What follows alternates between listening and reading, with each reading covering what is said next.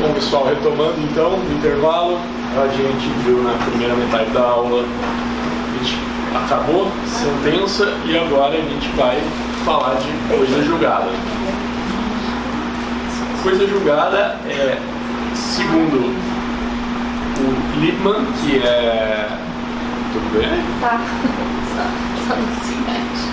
Não pode continuar. Que é o italiano que o nosso código segue desde 1973. Coisa julgada é a imutabilidade da sentença. Isso é...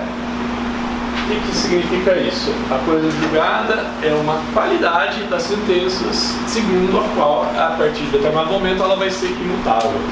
Coisa julgada não é, então, um efeito da sentença. Existia, na época, uma grande polêmica entre o Chiovenda e o Lippmann, e o Chiovenda sustentava que a coisa julgada era um efeito autônomo da sentença, e o Lippmann, discípulo mais novo do Chiovenda, levantou a tese de que era, na verdade, uma qualidade da sentença, que era a imutabilidade da sentença, e o Lippmann ganhou o debate, pelo menos aqui no Brasil, e a gente adota a teoria dele. Então denomina-se coisa julgada material, autoridade que torna imutável e indiscutível a decisão de mérito, não mais sujeita a recurso. Nenhum juiz decidirá novamente as questões já decididas relativas à mesma lei.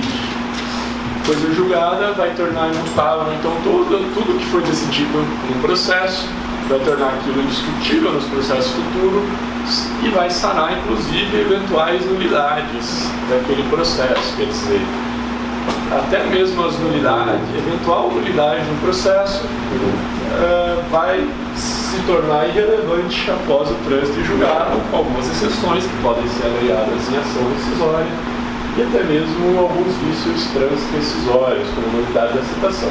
Eu vejo isso aí depois em ação rescisória. Diferença então de coisa julgada e eficácia natural da sentença. Já disse e repito que isso é muito importante. A coisa julgada é a imutabilidade dos efeitos da sentença e é diferente da eficácia natural da sentença. É o termo do Lewin para ele designar a imperatividade da sentença. O que é isso? A imperatividade de uma sentença é diferente da coisa julgada. Um exemplo. O que é a imperatividade da sentença? É a força que a sentença tem para vincular as pessoas. Isso é uma coisa. É um efeito da sentença. A coisa julgada é outra. Quer dizer, como assim? Tem uma sentença que condena, tem uma condenação para que fulano pague R$1.000 para ciclano. A imperatividade disso aqui vai depender do quê? Da ausência de efeito suspensivo do recurso. Então, quer dizer, se porventura isso aqui for combinado com um recurso sem efeito suspensivo, essa obrigação vai ser exigível desde já, vai vincular as partes desde já, independentemente de trânsito em julgado. Então, trânsito em julgado, coisa julgada é uma coisa. O que vai acontecer quando isso aqui transitar em julgado? Isso aqui vai se tornar indiscutível, imexível, digamos assim. Bom, coisa julgada é somente aí uma citação do Dinamarca, ele faz uma analogia. A coisa julgada é uma capa protetora que imuniza os efeitos da sentença e protege contra neutralizações que poderiam acontecer caso ela não existisse. Ou seja, coisa julgada não é a imperatividade, não é o efeito da sentença, mas sim a sua imutabilidade. Pressuposto para a formação de coisa julgada. Primeiro, tem que ser uma decisão jurisdicional de mérito. As decisões terminativas não transitam em julgado. Tem uma posição minoritária do Fred Dier nesse sentido, de que transitaria em julgado, mas a gente fica aqui com a posição majoritária de que apenas sentenças de mérito transitam em julgado.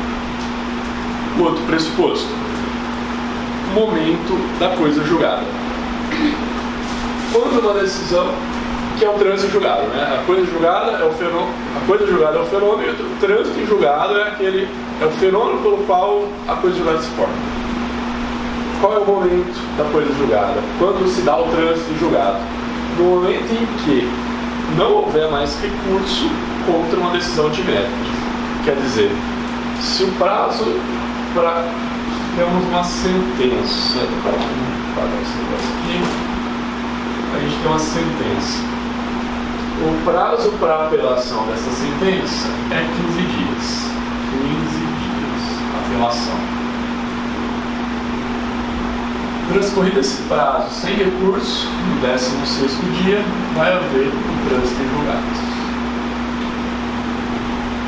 E o mesmo para todas as outras decisões. Analisa-se o prazo, se olha o prazo recursal. Se passar o prazo recursal não houver recurso, a decisão transita em julgado. Observação importante: o recurso intempestivo não obsta o trânsito em julgado. Quer dizer, se no 16º dia o sujeito interpor uma apelação, essa apelação aqui não vai impedir o trânsito em julgado, porque essa apelação é intempestiva. Essa apelação foi protocolada quando a sentença já havia transitado em julgado. Também não impede... e tem uma novidade também. No artigo 1026, inciso 4º, que é o artigo que fala dos embargos de declaração, ele diz o seguinte: essa é novidade também. Não serão admitidos novos embargos de declaração se os dois anteriores houverem sido considerados protelatórios. O que é isso? Tem uma... Deixa eu ver se eu copiei aqui. Não. Tem uma decisão recente, mais ou menos recente, uns 3, 4 anos atrás, do STF, que foi nesse sentido aí. O que aconteceu? A parte perdeu lá recurso extraordinário e ela foi embargando de declaração atrás de embargos de declaração para não deixar transitar em julgado. Não conheço o caso, mas é certo que ela queria evitar uma execução definitiva, alguma coisa assim. Aí chegou um momento que o ministro, se não me engano, era uma decisão do Toffoli, ele pegou e falou: para com isso, transitou em julgado e, enfim, ignorou os embargos. Então, esse artigo é nesse sentido. Se eu tiver dois embargos de declaração considerados protelatórios, já tive dois considerados protelatórios, o terceiro embargo protelatório não será admitido, ou seja, depois do segundo embargo também protelatório, transita em julgado. Novidade do novo CPC. Fundamento constitucional da coisa julgada é a segurança jurídica. Artigo 5º, inciso 36. A lei não prejudicará o direito adquirido, o ato jurídico perfeito e a coisa julgada. Ela, segundo o que eu vendo, a coisa julgada é imperativo da ordem da segurança da vida social. Por Lippmann, a razão prática que justifica o Instituto é a necessidade de pôr fim ao litígio, de assegurar a certeza do direito e a estabilidade do julgado e de contribuir, assim, com a pacificação social. Quer dizer, a coisa julgada visa evitar a eternização do conflito, né? Você não pode, o judiciário não pode se submeter a ficar julgando a mesma coisa para sempre. A coisa julgada, gente, ela tem dois aspectos chamados pela doutrina de coisa julgada formal e coisa julgada material. Coisa julgada formal, primeiro, é um fenômeno endoprocessual, quer dizer, considera essa coisa julgada formal só dentro daquele processo. A doutrina fala em preclusão máxima. O que é isso? É a perda das oportunidades de impugnação das decisões proferidas em um processo. Quer dizer, é aquela consequência da coisa julgada pela qual não cabem mais recursos dentro daquele processo. Transitou em julgado, acabou, eu não posso mais discutir aquilo, não posso discutir mais nada relativo àquele processo, naquele processo. Isso é coisa julgada formal. Fator impeditivo de substituição da decisão por outra pela via recursal, quer dizer, fator impeditivo de recurso. Agora, coisa julgada material. Material também chamada de substancial. É a obrigatoriedade do respeito da decisão fora do processo que ela foi proferida. Quer dizer, em outros processos... Oi? A obrigatoriedade do respeito daquela decisão e outros processos. No outro processo, você pode ajuizar a gente já vai ver a distinção de efeito positivo e negativo, mas eu decido uma coisa nesse processo. No processo seguinte, eu tenho que obrigatoriamente respeitar o que foi decidido aqui. Isso é coisa julgada material. Isso é extraprocessual, que vai para fora do próprio processo. Isso não é formal. Transcende a vida do processo e atinge a das pessoas, consiste na intangibilidade das situações jurídicas criadas ou declaradas, de modo que, em princípio, nada poderá ser feito por elas próprias, nem por outro juiz ou pelo próprio legislador, para contrariar o que foi decidido. Quer dizer, vamos pensar num caso de reconhecimento de paternidade, quem estava discutindo no intervalo. Você decidiu por sentença que fulano é pai de ciclano. Coisa de julgado formal. Não pode mais ter recurso sobre aquilo dentro daquele processo. Foi julgado material. Ele vai ser pai daquela pessoa para todos os efeitos. Ninguém vai mais poder questionar. Todo mundo vai ter que respeitar a situação dele ser pai daquele. Funções da coisa julgada material. E aí a função negativa e a função positiva. Função negativa. São os dois aspectos aqui também da coisa julgada material. A negativa é a proibição de que se exerça novamente, de que se discuta novamente aquela mesma coisa em outro processo. Vocês viram lá, quando a gente viu uma aula de contestação, uma das matérias que você pode alegar em contestação é a exceção de coisa julgada. Quer dizer, uma demanda em parte ou inteiramente igual a uma demanda já proposta. Você diz, não, você não pode discutir isso, rediscutir isso aqui porque já é coisa julgada. Função positiva. A decisão, coberta pela coisa julgada, deve ser observada nos processos subsequentes, caso seja necessário conhecê-la como fundamento para o julgamento de mérito do segundo. Quer dizer, não se trata do mesmo processo, porque isso esbarraria na função negativa. Mas, se houver um nexo de prejudicialidade, o que é isso? Por exemplo, decidir uma ação declaratória de nulidade de um contrato. Uma posterior ação de cobrança, por exemplo, desse contrato, o fato desse contrato já ter sido declarado, por exemplo, que esse contrato não é nulo, o juiz do segundo processo não vai poder decidir que esse contrato é nulo. Isso é a função positiva da coisa julgada. Eficácia, eu dei uns exemplos aqui, eficácia negativa. Bom, dei um exemplo. A é pai de B, conforme decisão transitada em julgado e ação investigatória de paternidade. Eficácia negativa. A questão relativa à paternidade não pode ser mais discutida. Eficácia positiva. A questão relativa à paternidade tem que ser observada. Quer dizer, uma demanda por alimentos. Vai ser pressuposto aquilo que já foi decidido. Quer dizer, A é pai de B porque já foi definido. No outro processo, que por conta da eficácia da função positiva da coisa julgada, isso tem que ser tomado como verdade nos processos futuros. Sentenças suscetíveis de coisa julgada. Todas as sentenças transitam. Lá no começo eu disse que só a sentença de mérito transita em julgado. Eu quis dizer que a sentença de mérito transita materialmente em julgado. Formalmente em julgado, todas transitam. Quer dizer, uma sentença de extinção do processo. Por mais que ela não transite em julgado materialmente, quer dizer, ela não produz efeitos para fora do processo, o fato daquela decisão não caber recurso é uma coisa julgada formal. Coisa julgada material, apenas a sentença de mérito. Bom, isso porque as sentenças terminativas, por tratarem apenas de processo, não têm o condão de projetar a sua eficácia para fora do processo. Aqui, mas e a coisa julgada sobre de decisão de conteúdo processual? A decisão de extinção do processo. Tem esse artigo 1º no artigo 486, que diz: nos casos de extinção em razão de litispendência e nos casos dos incisos 1º, 4º, 6º e 7º do artigo 485, a propositura da nova ação depende da correção do vício que levou a sentença sem resolução do mérito. Como eu já tinha adiantado no começo, o Didier entende que isso é uma coisa julgada de sentença do conteúdo processual. Por quê? Porque ela impede a propositura de uma nova demanda e que, portanto, ela teria efeitos extra-processuais.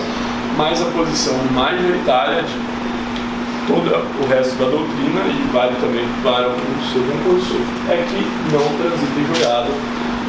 Isso aqui no parágrafo 1º não é uma coisa julgada. Legal? Coisa julgada em erro material.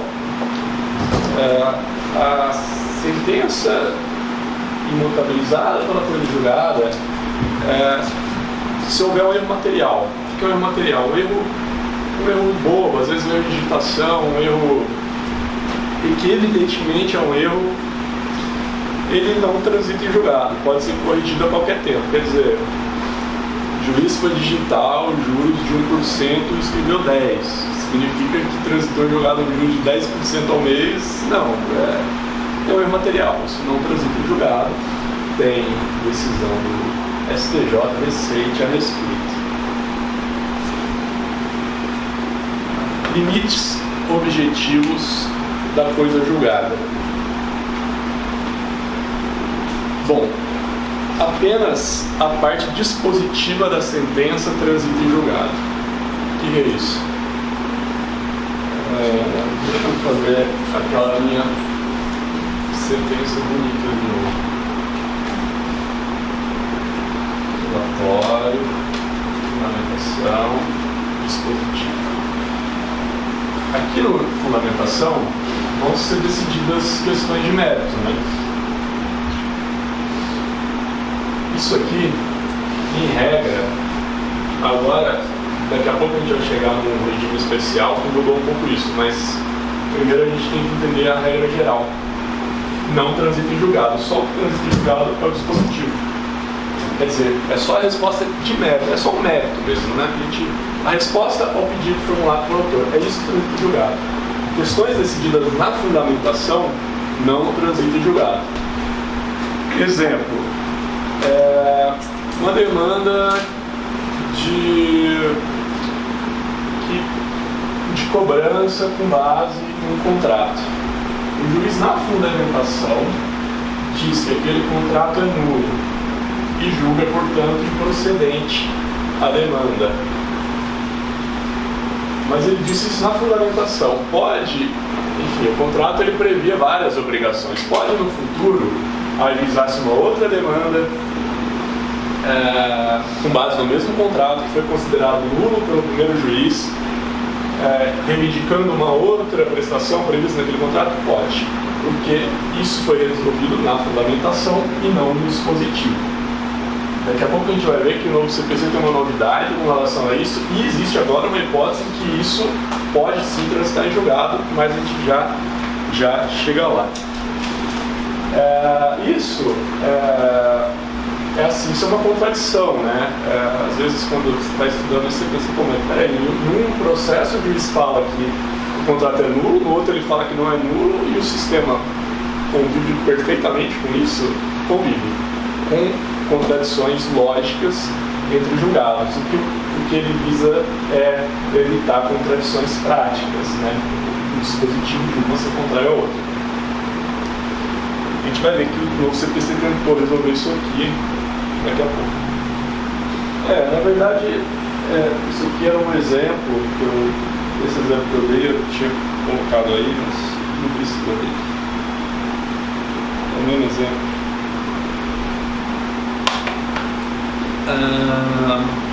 A decisão que julgar total ou parcialmente o mérito tem força de lei nos limites da questão principal expressamente decidida.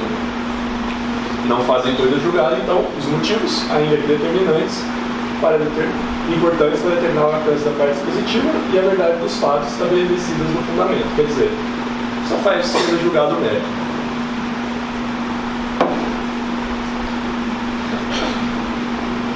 Agora aqui é uma outra coisa bem importante também.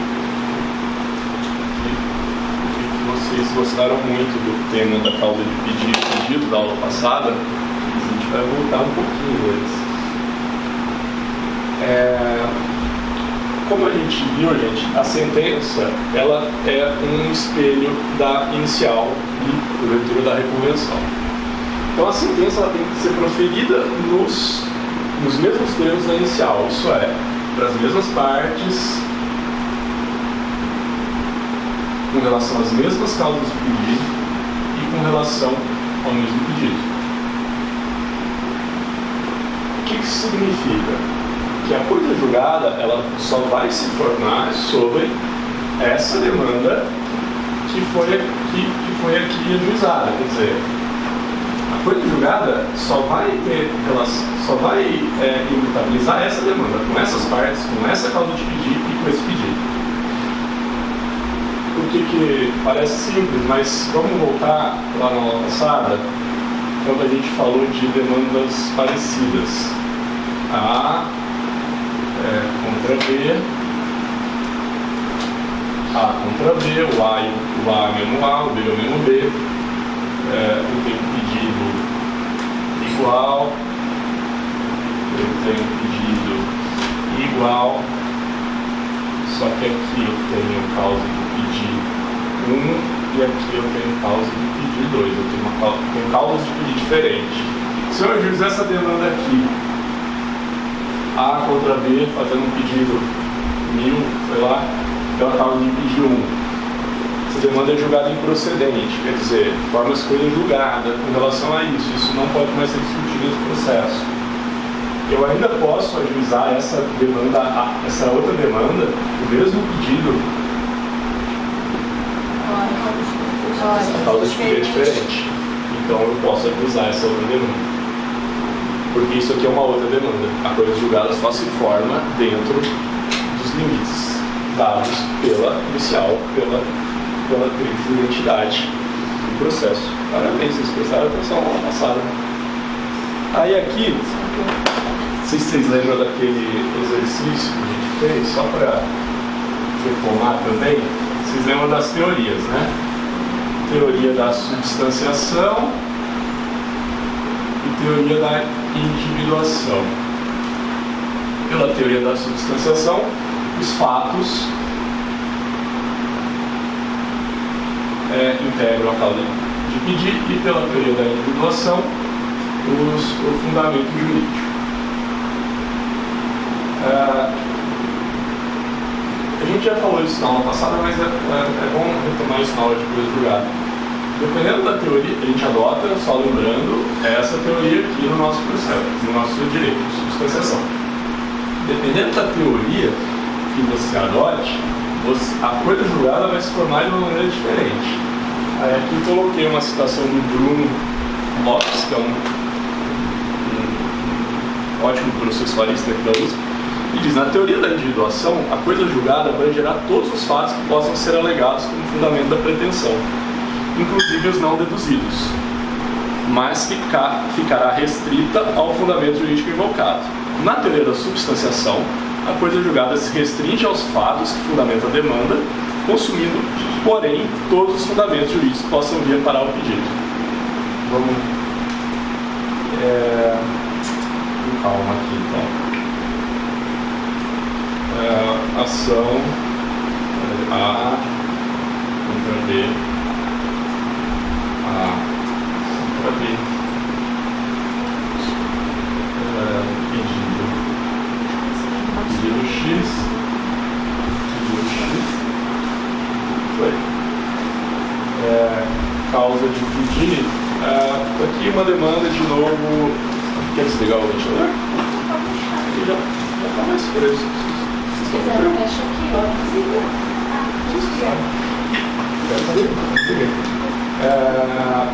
Aquela demanda de trânsito, né? Vamos considerar que aqui o A, como causa de pedir, alegou que ele passou no sinal, que o B passou no sinal vermelho. E aqui, causa de pedir, é que ele estava com excesso de velocidade. Se eu considerar a teoria da substanciação, segundo a qual os fatos aqui identificam a causa de pedir, essas demandas são demandas diferentes, portanto, eu posso repropor se eu considerar que isso aqui são fatos principais também. Né? Se eu considerar a teoria da individuação, em que o direito é que identifica a demanda, essas duas demandas são iguais, porque o fundamento jurídico de ambas as demandas são iguais, e então a coisa julgada dessa ação vai vincular também essa aqui. Legal? Limites aí. Agora chegamos na grande novidade do novo CPC. Tudo bem, gente? Vocês estão meio quietos? Vocês perceberam? Não, a gente adota a substanciação. Eu não fui claro que eu vi? Não, é que eu não. Oi? A gente vai voltar. Tem aquele exercício, essa hipótese daquele exercício da aula passada. A gente, daqui a pouco, daqui a um tempo, a gente vai chegar naquele exercício de novo, porque tem coisas a mais naquele exercício, e aí, se você tiver dúvida, eu explico de novo, pode ser? Tudo isso que eu falei agora é o regime comum da coisa julgada, tudo que vigiu até o CPC de 73. E agora, nesse novo CPC, o artigo 503 trouxe esse parágrafo primeiro, que o Didier chama de regime especial da coisa julgada. O disposto no caput. Qual que é o caput? O caput é a decisão, fala da coisa julgada. Aplica-se a resolução da questão prejudicial, decidida expressa e incidentemente no processo. Então, quer dizer, vamos voltar aqui na sentença: relatório, fundamentação, dispositivo. Segundo esse novo dispositivo, se aqui na fundamentação eu tiver uma questão prejudicial que for expressa e incidentemente decidida. Incidentemente significa, como um pressuposto lógico, dispositivo é sinônimo praticamente de questão prejudicial. Ela vai transitar em julgado também, a questão da fundamentação C. Dessa resolução dependeu o julgamento do mérito. Isso é claro, porque senão não seria questão prejudicial. Se tiver havido contraditório prévio e efetivo sobre isso aqui, porque o código não quer aquelas decisões surpresas. De repente você entra com uma demanda, ninguém discute nada e isso aqui transita em julgado. Então, tem que haver contraditório sobre essa questão prejudicial. Se houver revelia, esse dispositivo não se aplica e o juiz tem que ser competente para resolver essa questão. O juiz que, se essa questão for de competência de um outro juízo, é claro que isso não vai poder fazer coisa julgada. A hipótese do parágrafo 1º não se aplica no processo que houver restrições probatórias ou limitação à cognição que impeça o aprofundamento da análise da questão prejudicial.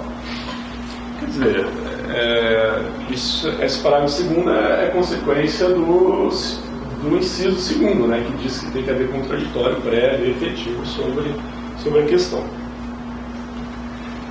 Requisitos. O enunciado 313 do CFPC, aí, uma reunião de processualista, diz que os requisitos são cumulativos. Então, quer dizer, todos esses requisitos que a gente leu são cumulativos. Eu já expliquei os requisitos, vou repetir o slide. Uma coisa importante.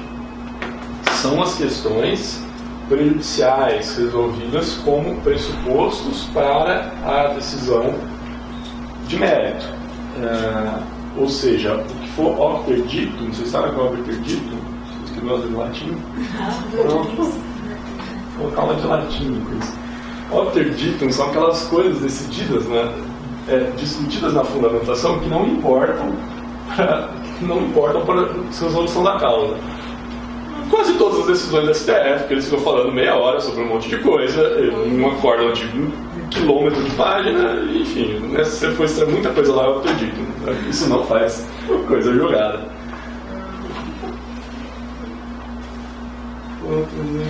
Bom, a coisa julgada, a decisão da questão prejudicial independe de pedido expresso. Então, quer dizer, independentemente de pedido, isso pode transitar em julgado. Aí tem uma questão de direito intertemporal. Esse regime especial da coisa julgada só se aplica a processos iniciados após a vigência desse código, ou seja, é uma exceção à regra tempus teritatum, então, assim, o processo tem que ter iniciado a partir do dia 18 ou 19 de março desse ano, que entrou em vigor o novo código. 18, né? 18. Acho que é 18. Aí tem uma outra coisa.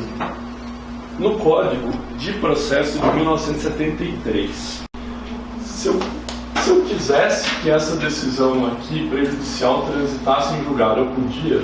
Tinha um jeito?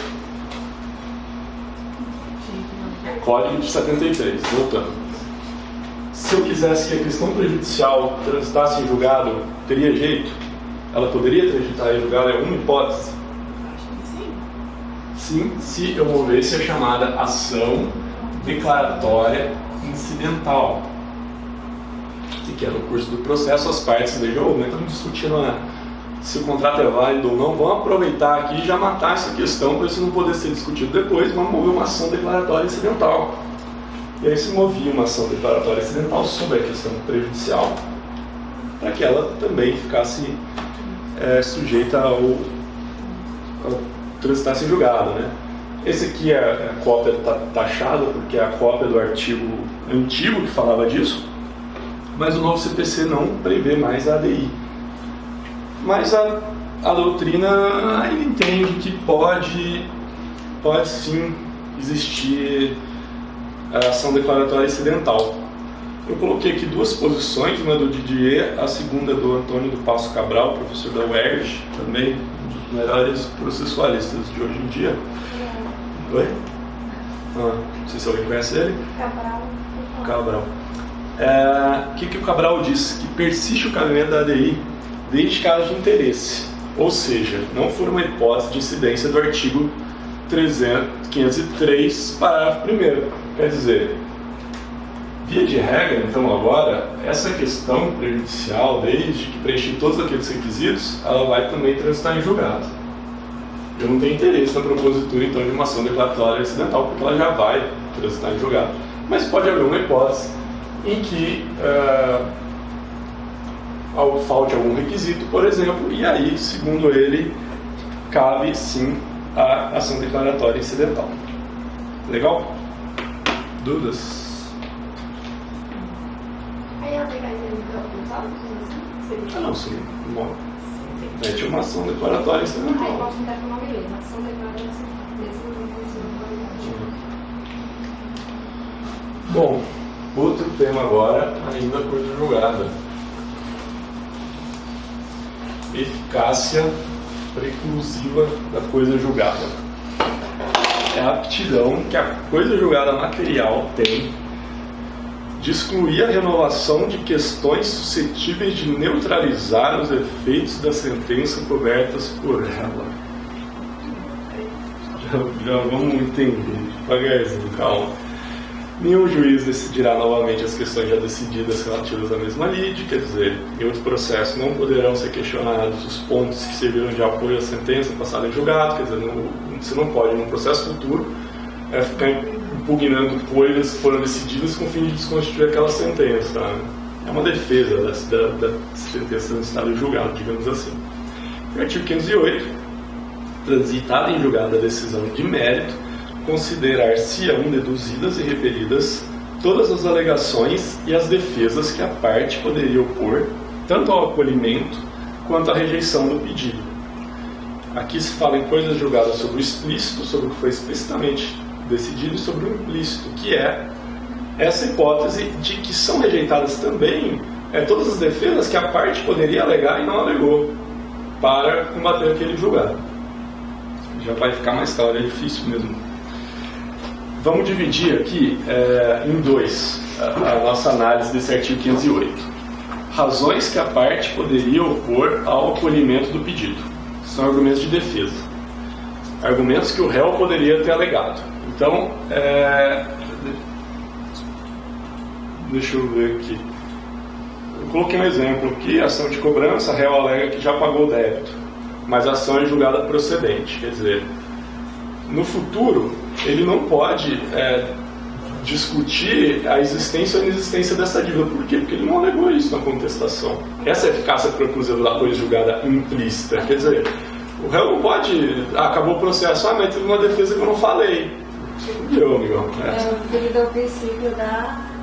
concentração da contestação e que tem esse reflexo na eficácia preclusiva da coisa julgada. Com relação ao autor, argumentos que o autor houver omitido também não podem ser propostos. Aqui tem mais uma dúvida. Aqui. Tem duas teses sobre o que significa argumentos que o autor houver omitido. Confesso para vocês que eu não sabia dessa segunda tese e eu vou citar aqui só porque caiu isso no meu concurso do Rio Grande do Sul. Quem sustenta isso é o Araquém de Assis, mais uma turma lá do Rio Grande do Sul, então quem for prestar concurso lá guarda essa tese. Mas eu confesso que eu não sabia, eu perdi ponto nessa questão porque eu não falei. Tese restritiva, que é a tese majoritária, pelo menos aqui em São Paulo. A eficácia preclusiva, em relação ao autor, engloba os argumentos que poderiam ser opostos à rejeição do pedido, só que não se trata de causa de pedido omitida, porque as causas de pedido omitidas, elas são outra demanda, então a coisa julgada não pode dizer respeito a outra demanda. Já que eu dou exemplo para ficar mais claro. Araquém de Assis, a eficácia preclusiva impediria a propositura de uma nova demanda de idêntico pedido, ainda que apresentada a causa de pedido diversa. Então, quer dizer, aquele exemplo que a gente deu aqui, para ele, aquilo lá está englobado pela eficácia preclusiva da coisa julgada. O que, de acordo com toda a doutrina, grande parte da doutrina, os maiores processualistas, não faz sentido, porque não guarda coerência com a teoria dos limites objetivos da coisa julgada. Mas, como foi uma posição que caiu, eu nem falaria isso normalmente, na verdade eu nem sabia disso há pouco tempo, eu só estou falando que caiu no concurso de defensoria, né? Seria, no caso assim, Felipe, os dois exemplos que você deu, eu entro com a ação falando que ele passou no farol vermelho, e ele estava acima da velocidade, mas no primeiro momento eu omiti isso. Segundo ele, a eficácia preclusiva da coisa julgada englobaria qualquer causa de pedido que você pudesse alegar para aquele pedido, mas isso viola toda a teoria, a construção de causa de tríplice identidade, de objeto litigioso do processo, de limites objetivos da coisa julgada, né? Mas alguém defende no caso a individuação, então seria Não. É que, assim, é claro que eu não estudei a fundo a teoria dele, mas, assim, ele deve partir de premissas diversas, né? Na verdade, tome cuidado com o livro de processo do Rio Grande do Sul, o pessoal, não que eles têm umas ideias bem diferentes do que é aceito aqui em São Paulo, por exemplo, aqui em São Paulo, no Rio de Janeiro e na Bahia, com o Fred Dier, é tudo mais ou menos a mesma escola processual. Lá no Rio Grande do Sul, eles têm uma escola processual bem diferente. Araquém de Assis, Ovidio Batista. Então, eles partem de umas premissas diferentes e tal. É meio confuso. Assim, só olha se vocês forem fazer concurso lá mesmo, tá? Ninguém segue essas coisas por aqui. Mas aí, coloquei aqui aquela mesma questão. Lembra que faltou um pedaço que a gente não tinha resolvido a parte referente à coisa julgada, né? Porque a gente só tinha visto causa de pedido. Então eu vou ler a questão de novo, para quem eventualmente não estivesse aqui. Stanislau ajuizou pela Defensoria Pública ação de indenização por acidente automobilístico em face de Adamastor. Alegou ter o demandado imprimido excesso de velocidade em seu veículo, abalando o carro conduzido pelo demandante, e demonstrou ter suportado danos materiais e morais. Após a tramitação do feito, com instrução probatória, foi julgada totalmente improcedente a pretensão veiculada na ação, tendo entendido o julgador a não demonstração da alegada velocidade excessiva. A sentença transitou em julgado. Não satisfeito, Stanislau procurou novamente a Defensoria Pública com diferentes elementos sobre o episódio, demonstrando que o motivo do acidente teria sido, em verdade, o avanço do sinal vermelho, em cruzamento próximo à colisão, argumentando que era de seu conhecimento e não foi utilizado no processo julgado, uma vez que não repassou tal informação ao defensor público. Como defensor que realizou o novo atendimento, explica a possibilidade ou não do ajuizamento de nova ação indenizatória. Fundamente seu posicionamento a partir do que prevê o Código de Processo Civil e a doutrina pátria, apontando e relacionando institutos e teorias aplicáveis, inclusive eventuais divergências das matérias. Bom, mas ficou mais fácil hoje do que uma passada, né, gente? Então vamos de novo. Tudo isso lembrar na hora. Mas eu estou repetindo a questão de Stanislau Adamastor. Pedido X. A maioria, mas pode ser português. Stanislau Para quem já se Adamastor. Pedido X. Aqui ele alegou excesso de velocidade e aqui sinal vermelho. Bom, primeiro, considerando a teoria da individuação, essas demandas seriam iguais. Por quê? Porque o direito aqui é o mesmo, são os fatos que são diferentes. Então, uma coisa julgada dessa impede a propositura dessa. Legal? Mas aí os fatos são diferentes. Sim, considerando a teoria da individuação, que é a que a gente não adota. Tá? Considerando a teoria que a gente adota, que é a substanciação, e considerando que esses fatos são fatos essenciais, portanto, caracterizam causa de fim diferente. Isso aqui é uma causa de pedir, então. Isso aqui é outra causa de pedir. Não é fato? Mas de fato é uma causa de pedir na teoria da substanciação, certo? Na teoria da individuação, a causa de pedir é o direito. Então, na teoria da substanciação, essas demandas são iguais. Como na teoria da substanciação, fato é causa de pedir, então essas demandas são diferentes. Então, essas demandas são diferentes, adotando a teoria da substanciação e adotando a posição do Dinamarca quanto à eficácia preclusiva da coisa julgada. O julgamento dessa demanda não impede o julgamento dessa. Agora, se eu, mesmo considerando a teoria da substanciação, e eu adotando a posição do Araquim de Assis, segundo a qual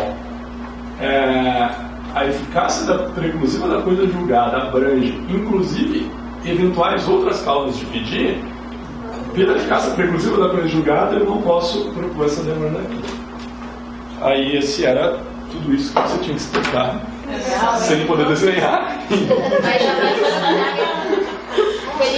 Mas a magistrada pode desenhar. Então, aí vai depender de se você considerar isso um fato essencial ou secundário. Lembra que a gente debateu? Mas é essencial. Sim, então, sim, pode. Aliás, aí aqui no espelho, eu só tinha dado o comecinho do espelho, né? Você vê que no espelho ele nem entrou na questão de ser fato essencial ou secundário. Letra A, apontamento da coisa, aborda os estudos envolvidos. Então você tinha que falar da coisa julgada material, seu alcance a partir dos elementos identificadores da demanda, partes, pedido, causa de pedido. Nisso você já ganhava 2 pontos. Então, aqui também vai também uma dica para resolver prova dissertativa, né? Se você olhou ali, eu não faço ideia, mas eu sei que é coisa julgada. Pega e explica, você já teria ganhado 2 pontos. Você não precisava saber mais nada. Isso lá na frente vai ser só. Porque ele sempre tem um espelhinho, né? E aí você vai ticando no espelho. A abordagem da teoria da substanciação, segundo a qual a causa de pedir deve apontar os fatos e os fundamentos jurídicos do pedido, e a abordagem da teoria da individuação e seu alcance. Mais 2 pontos. Então, se também não soubesse a resposta, mas se você falasse o que é causa julgada, coisa julgada, falasse o que é a teoria da individuação, a teoria da substanciação, você já ganhava 4 pontos. Aí, apontamento da eficácia preclusiva da coisa julgada, expressão do princípio do deduzido ou do dedutivo. Explicar mais ou menos o que é a eficácia preclusiva da coisa julgada. Mais 2 pontos. Aí a D, que é chegar na parte mais complicada, né? Que é realmente o que é o se pode ou não. 2 teorias aqui. Possibilidade de ajuizamento. A mudança de argumento para a inovação poderia representar a alteração da causa de pedido, de forma que não haveria assim identidade entre demandas. Posição também leva em conta o livre acesso ao poder judiciário. B. Impossibilidade de ajuizamento, na medida em que alegações a que se refere ao artigo 474 seriam todas as causas de pedido possíveis de serem alegadas. A teoria do Araquim de Assis, de modo que a eficácia preclusiva da coisa julgada criaria para o autor situação semelhante àquela criada ao réu, posição atrelada à segurança jurídica proporcionada pela coisa julgada, etc. Como eu disse, eu não sabia disso, eu tirei o 8, acho que tinha 7,9, se eu perdi alguma coisa, mas só em processo. Eu tirei 0 na prova de penal desse concurso, tá? Só para vocês saberem que vocês não precisam ser especialistas em todas as matérias. Teve uma questão de penal que eu tirei 0. Não passou? Passei. É que eram 2 questões de penal, aí na outra eu tirei 3. É que era diferente os critérios, eu tinha que fazer uma soma dentro de um grupo, aí eu passei, mas eu consegui tirar 0 na questão. Bom, continuando. Limites subjetivos da coisa julgada, aqui é mais fácil.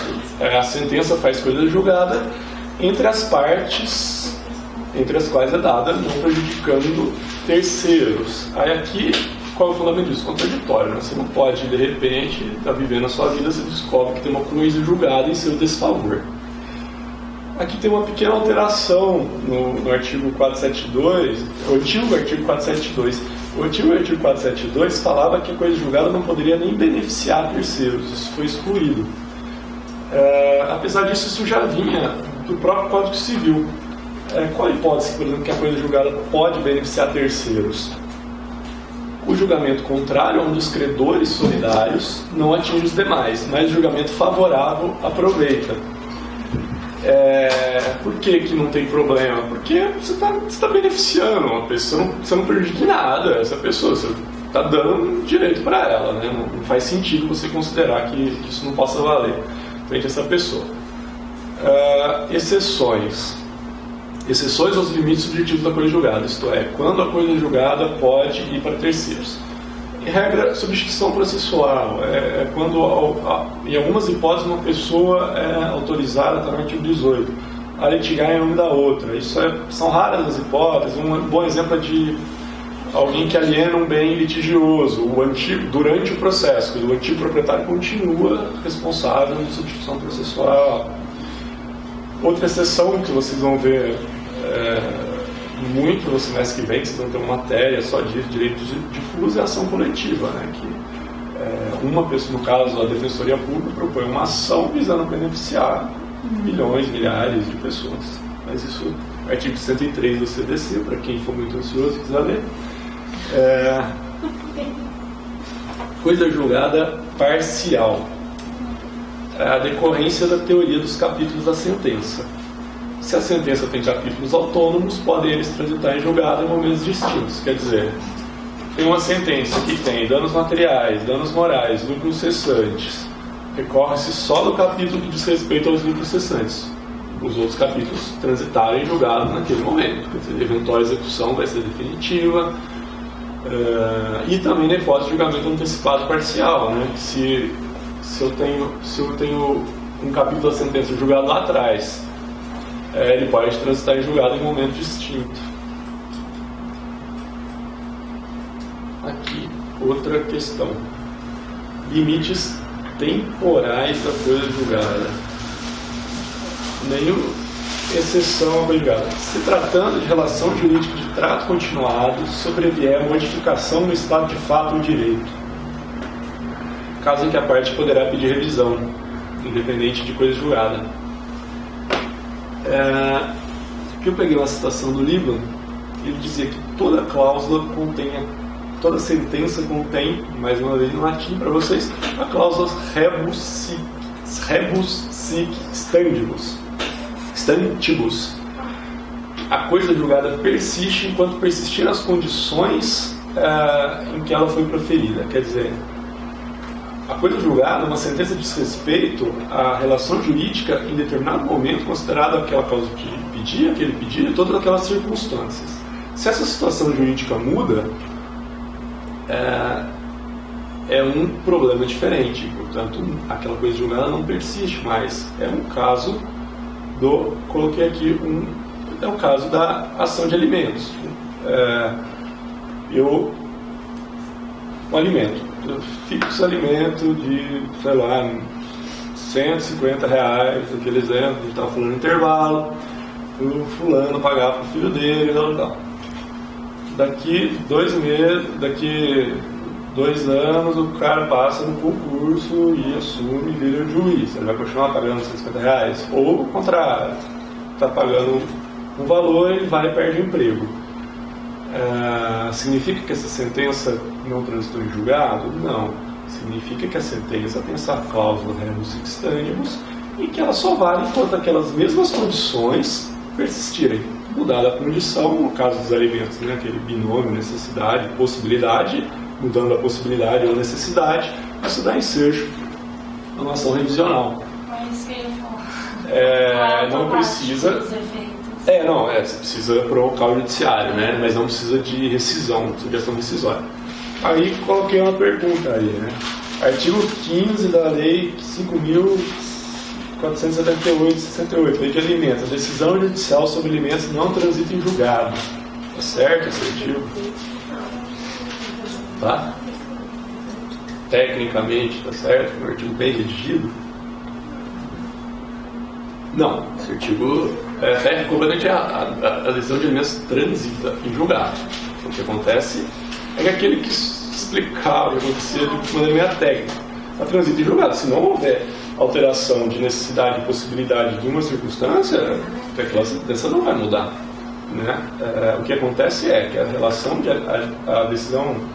relação alimentícia é uma decisão muito mais dinâmica do que as relações normais e por isso, pela mutabilidade das circunstâncias relacionadas àquela questão, a coisa julgada vai deixar de exercer os seus efeitos, digamos assim, por mais tempo.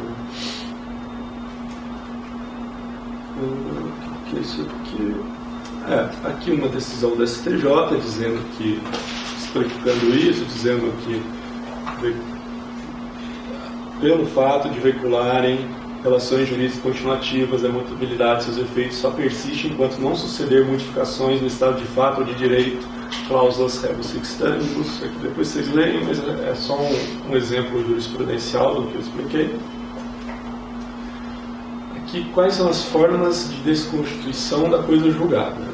A ação revisional não é forma de desconstituição da coisa julgada, tá?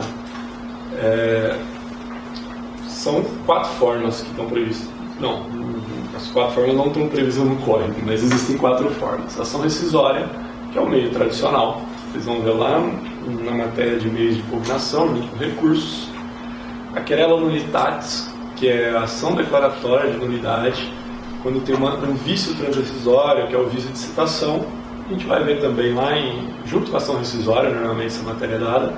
Foi a peça que caiu no meu concurso, aliás, aqui de São Paulo.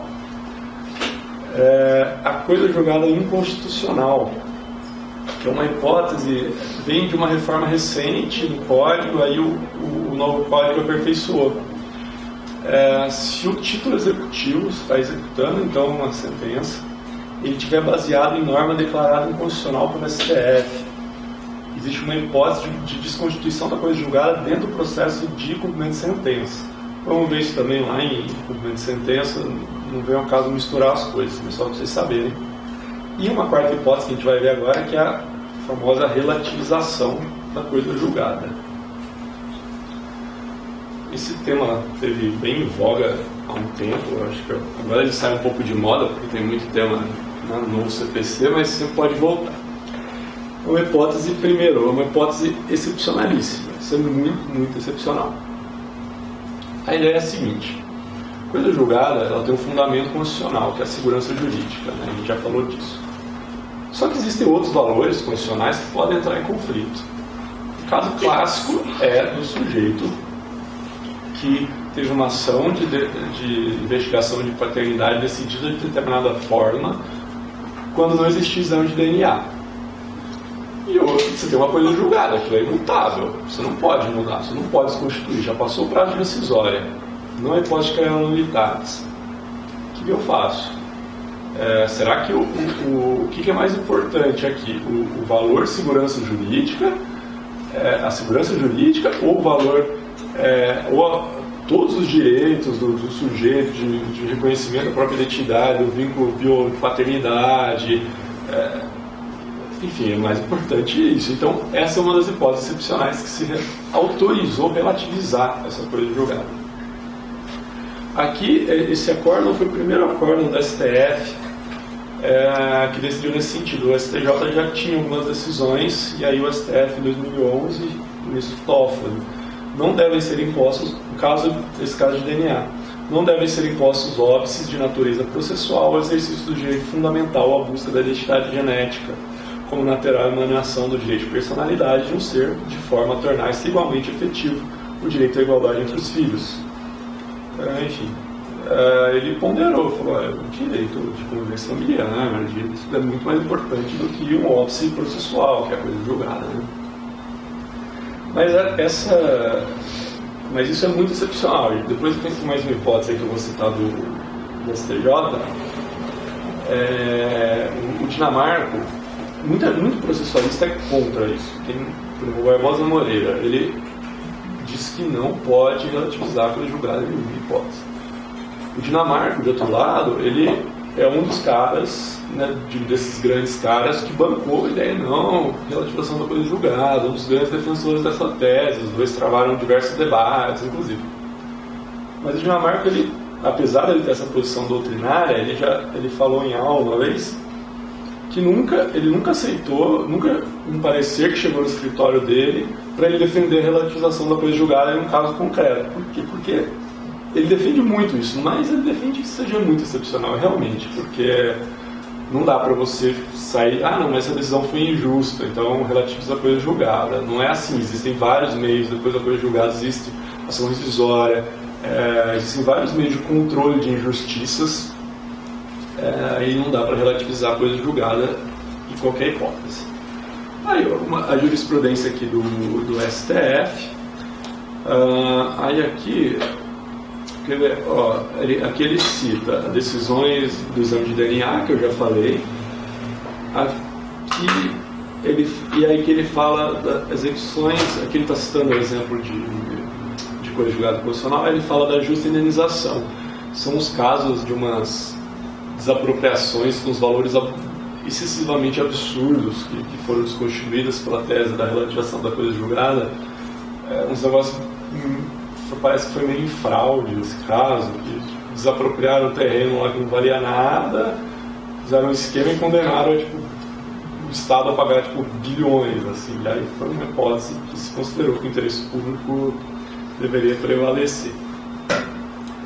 Aqui, uma das últimas coisas, eu achei que não fosse dar tempo.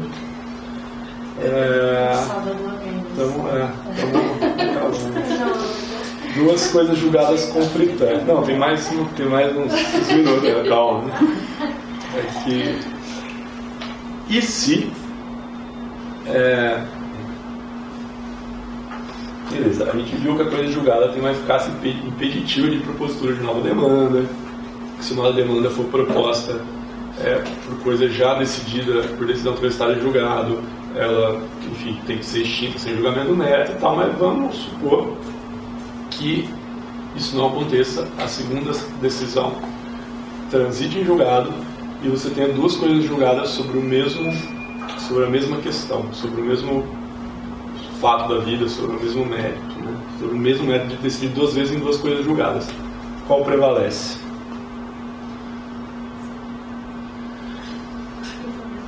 Foi? Duas posições. Tem duas posições. A posição que parecia majoritária até pouco tempo é que era a segunda coisa julgada. Por quê? Posição de Dinamarca, Barbosa Moreira e da segunda turma da STJ. Por quê? Porque a coisa julgada é uma norma jurídica destinada a um caso concreto. Você aplica a regra do conflito de normas. Você tem uma lei posterior, ela resolve a anterior. Mas sempre teve um pessoal, principalmente o pessoal da PUC aqui de São Paulo, né, a Sonéria, o Dalvin e outros que eu não citei aí, que defendiam que deveria ser a primeira.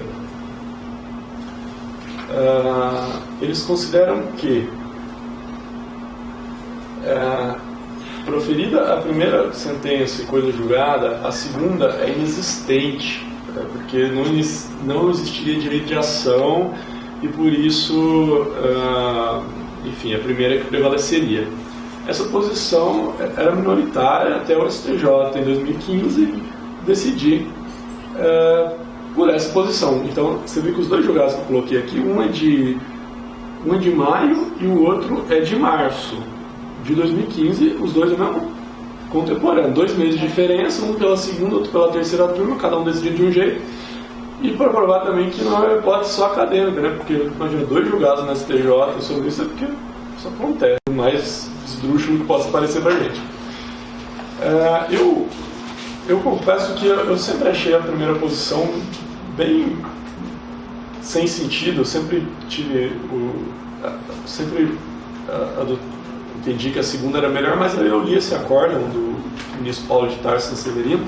É um acórdão muito bom, assim, ele quase me convenceu, eu estou na dúvida agora. É claro que para a prova, tanto faz a sua posição, isso aqui pode aparecer em uma questão dissertativa ou em prova oral, e é importante saber dizer que tem 2 posições, se puder explicar que tanto a doutrina quanto o próprio STJ divergem, né? Esse é o melhor tipo de questão que pode cair na sua prova oral, porque você nunca vai errar, assim.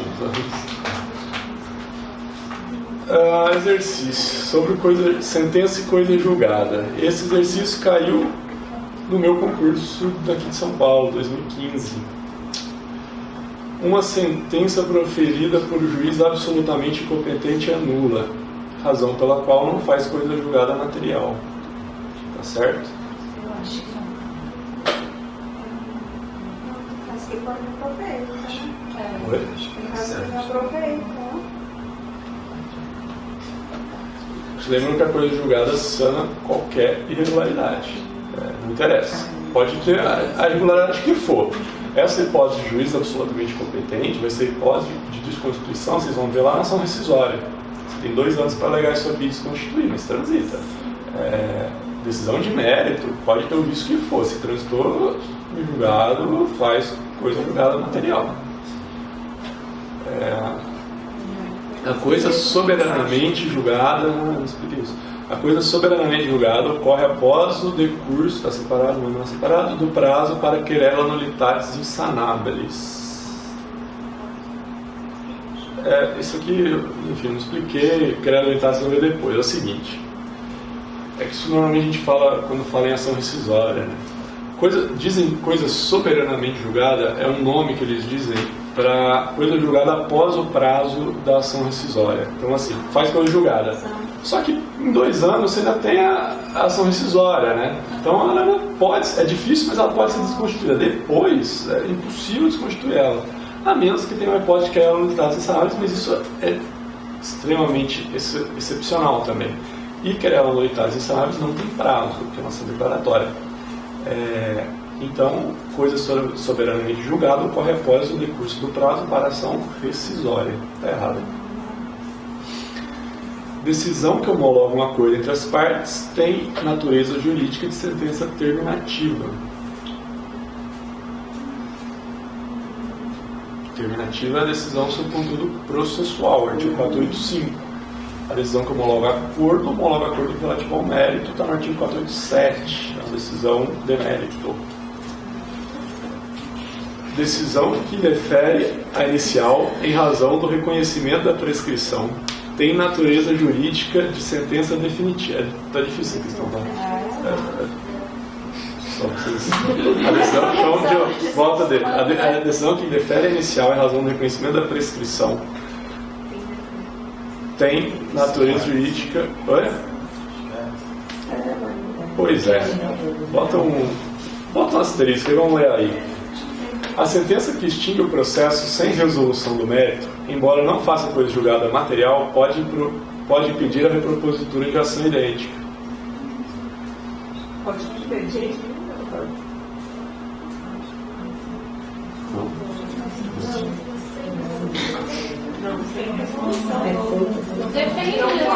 Pode. Apesar de ela não fazer coisa julgada, tem aquela hipótese que ela, se ela pode impedir, você só pode repropor, já que eu volto nesse artigo. Peraí, vou voltar já. Tipo, se a questão de legitimidade, a pessoa não vai poder ingressar de novo. A certa é aí. Já explico a D, porque eu fiquei confuso com essa D também, viu? Deixa eu só voltar aqui. Coisa julgada. Nossa, onde é que eu vou achar isso agora? É bem difícil. Coisa julgada é muito difícil, viu, gente? Pega alguma das explicações que estava julgando. Então, eu tava com medo de não conseguir dar a aula inteira, porque é muito difícil, tem que explicar bem com calma, porque é o tema. Causa de pedir e pedido e coisa julgada são os temas mais difíceis do processo inteiro. Quer ver? Coisa julgada. Putz, cadê o slide agora? Tô achando. Porque o julgamento sem resolução do mérito, ele já no código antigo ele já fazia algumas coisas, já aqui, fazia coisa julgada material. Não faz. Não? O pronunciamento judicial é aquela questão que eu falei, parágrafo 1º. No caso de extinção em razão de litispendência e nos casos incisos 1º, 4º, 6º, 7º do artigo 485, ou seja, de sentenças terminativas, a propositura da nova ação depende da correção do vício que levou à sentença sem resolução do mérito, e o Fred Dier diz que isso é uma coisa julgada material. Isso é posição minoritária. Isso não é coisa julgada, segundo a posição majoritária. Olha o que está falando aqui na questão.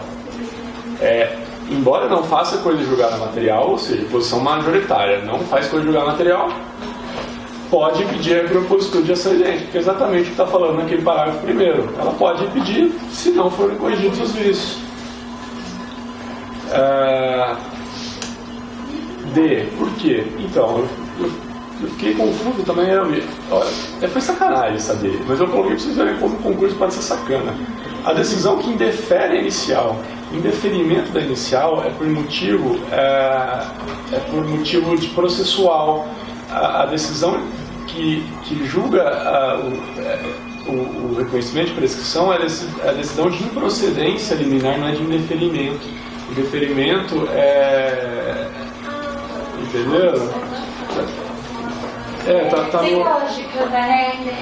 Tem, mas Não, tem lógica em deferir a inicial é uma coisa, receber a petição inicial será indeferida, artigo 330. Quando for inepta, quando for manifestamente ilegítima, autor carecer de interesse, etc. Improcedência liminar do pedido, no artigo 333, enfim, coisa de prescrição. Parágrafo 1º do artigo 332.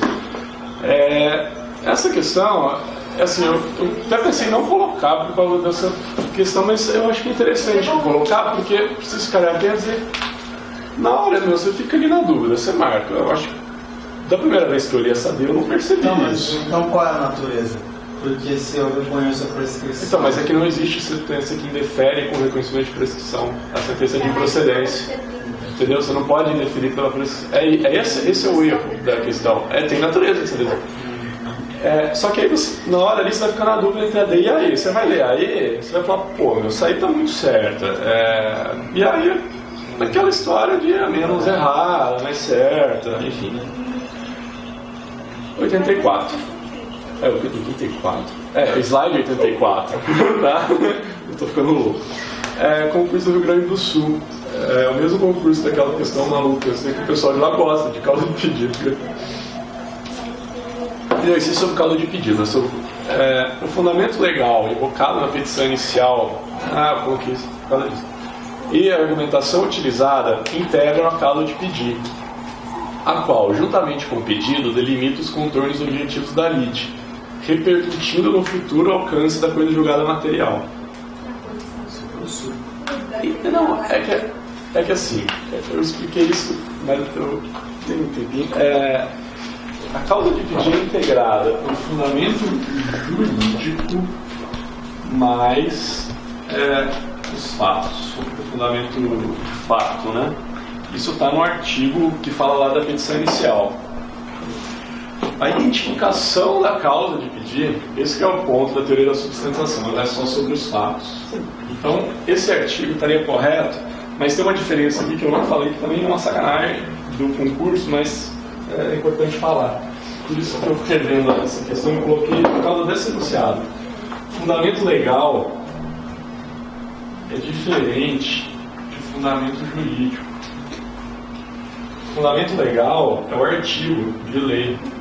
O artigo de lei não integra nada. O fundamento jurídico integra a causa de pedir, embora ele não identifique a causa de pedir e o juiz possa mudá-lo. né, pelo artigo lá da petição inicial, que é o artigo, esqueci ele de cabeça, agora no CPC, a petição inicial indicará o fato e os fundamentos jurídicos do pedido. O fundamento jurídico do pedido é o porquê juridicamente. O fundamento legal é só o artigo. Então o fundamento legal é diferente do fundamento jurídico. Como ele falou fundamento legal, essa questão está errada.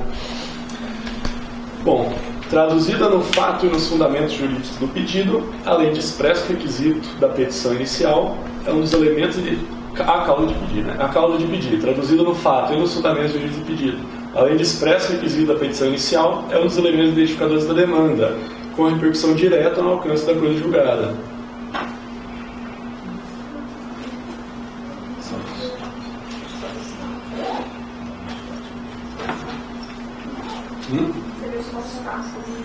Não, acabei de falar, a coisa de julgar, a causa de pedir é fundamento jurídico mais fato.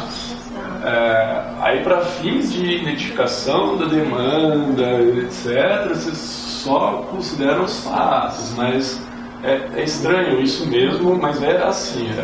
Eu tinha dificuldade em enxergar isso também, não. O fundamento jurídico também a causa de pedir embora não se considere para a identificação da demanda. Tá certo, sim, parece. Então vamos ver, tá? Faz uma bolinha aí. X na primeira. O CPC adotou a teoria da substanciação, exigindo que assim se apresente o fato, os fundamentos jurídicos, relação jurídica e o pedido.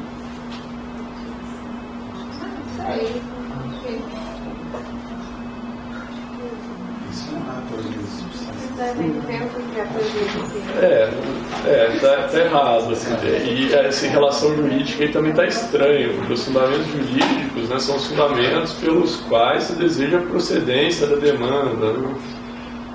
Bom, o CPC, ao dispor que a causa de pedido deve individualizar os fatos e os fundamentos jurídicos do pedido, adotou a teoria da individuação. Está errado. Está errado. Conforme é preceptuado pelo CPC, contém o fato e os fundamentos jurídicos do pedido, a causa do pedido contém o fato e os fundamentos jurídicos do pedido, esses sinônimos de fundamento legal. Não, diferente. Então, foi a B mesmo, que a gente achava que estava certa e é difícil. Então, mas não se assusta porque assim, são as matérias mais difíceis, causa de pedir e coisa julgada. Vocês estão bons. Pô, aquele exercício mó difícil, vocês entenderam. Bom, acabou, gente. Mais. Obrigado.